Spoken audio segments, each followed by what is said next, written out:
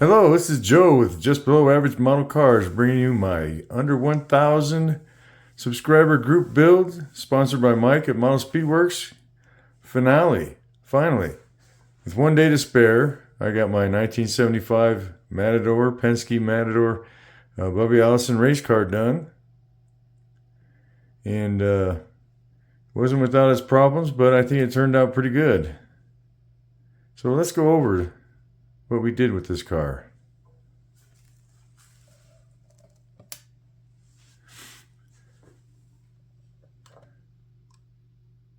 First off, you can see on the hood, I've got some hood pins. The kit doesn't come with any hood pins, nor does it come with any pins in the trunk, but I added those. What I used was some power slide hood pin decals. I've used these a lot on my builds. They're beautiful decals. They go on great, and they're chrome, as you can see in the light. Very nice. I did do it pretty much out of the box with the exception of 2 items. I put windshield clips on that I made out of foil. Actually, there's a lid to one of those peanut jars or peanut cans that you pull off. Those metal lids that just peel off. And I made the back window straps out of the same thing. So what I painted it was Testors enamels. I used gloss light blue, gloss white, and gloss red. And what I put on the body for a clear coat was Testors gloss coat. Now I did sand and polish the body using bare metal foil polish, and I did foil the window frames. The tires. These were the tires and wheels that came with the kit. Now here's one downside of the kit. You can see right through. You see that? Yeah, that's fixable, but I didn't on this one.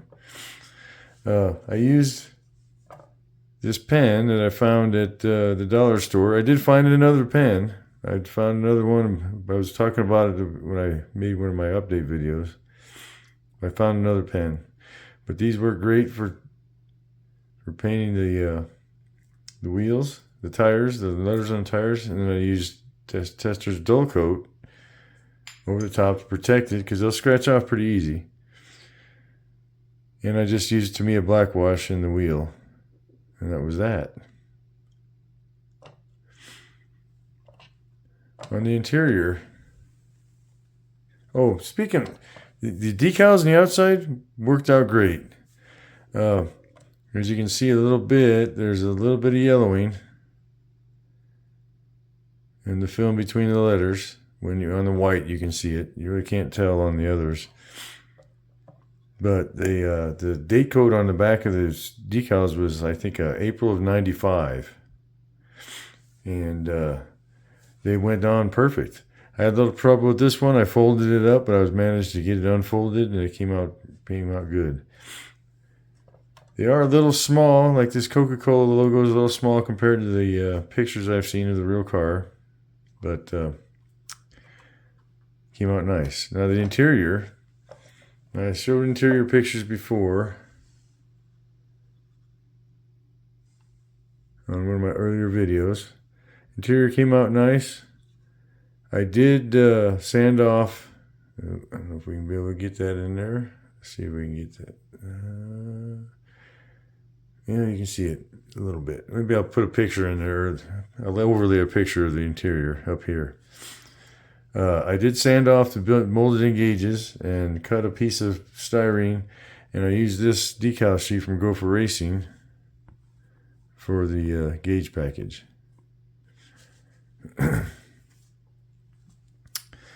So the only problem I really had in final assembly was this rear wing, and I'm not sure what the deal was. The holes aren't big enough or whatever. I didn't feel like messing up my body. This was one of my best 3-color paint jobs I ever did. And I didn't want to take a chance of messing it up.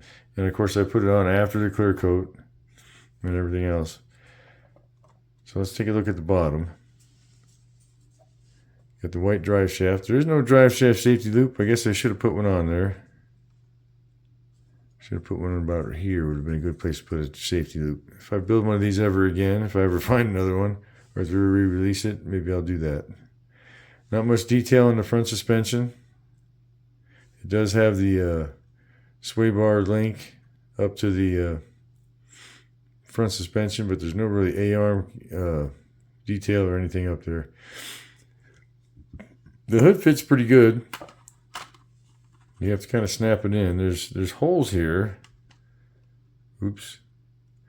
Sorry about that. There's holes here, but there's no corresponding holes in the hood. So there's the engine. Pretty much out of the box, just with some washes.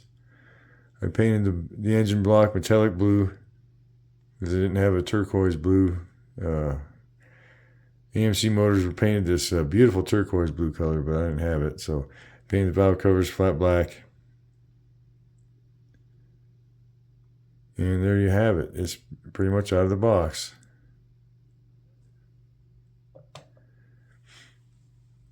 So, it's complete. Took me a while because of the puppies. Well, let me put the hood back on it.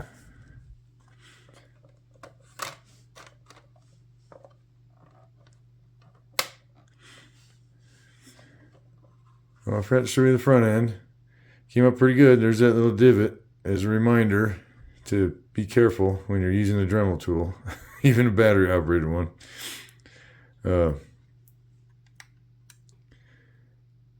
Yeah, the hood fits okay. It wasn't really warped, or maybe it warped a little bit. But there's that number 16 decal. You had a choice to do a number 12 or number 16. As you can see on the box, number 12. But I didn't like the font on the 12. It's silly. But this is the classic Bobby Allison Matador look that I remember. And that was the number of the car that I had as a kid, when I had this model as a kid. So the paint came out pretty good. Oh, and I have to show you something about my airbrush. I'll be right back.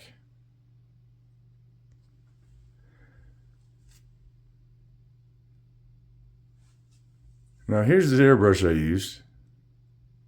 It works pretty good. Now I don't really have much of a comparison. I have a newer Harbor Freight tool. This is from Harbor Freight, as you can see.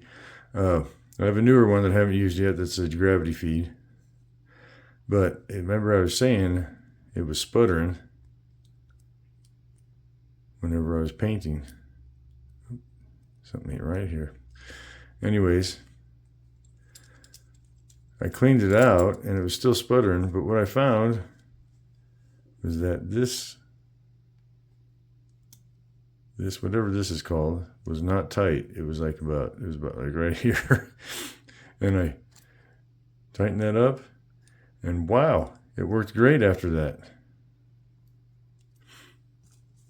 So yeah, just let that be a lesson to you. It was a lesson to me. There was a piece of cotton up inside here that I cleaned out, but that has to be tight for it to work right. I'm sure everybody who's using an airbrush for a long time is probably like, wow, no kidding. But yeah, so I had turned the air pressure up to try to get rid of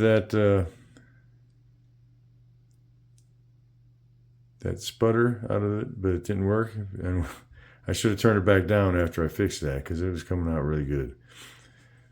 So you can see between two models, I've used this much clear coat. I used this clear coat on my Pinto, my Street Machine build, and in this.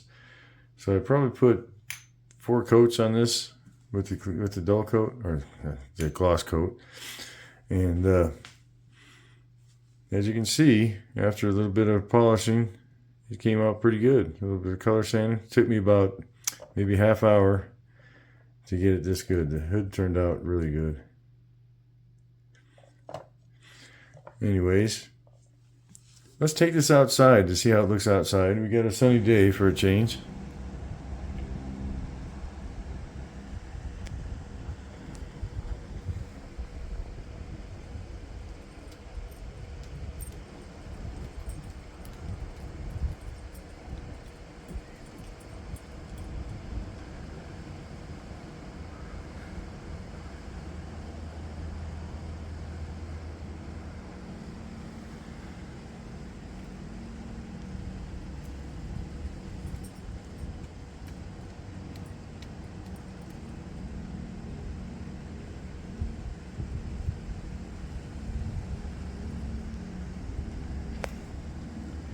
So I want to thank my subscribers, all those who comment and like my videos.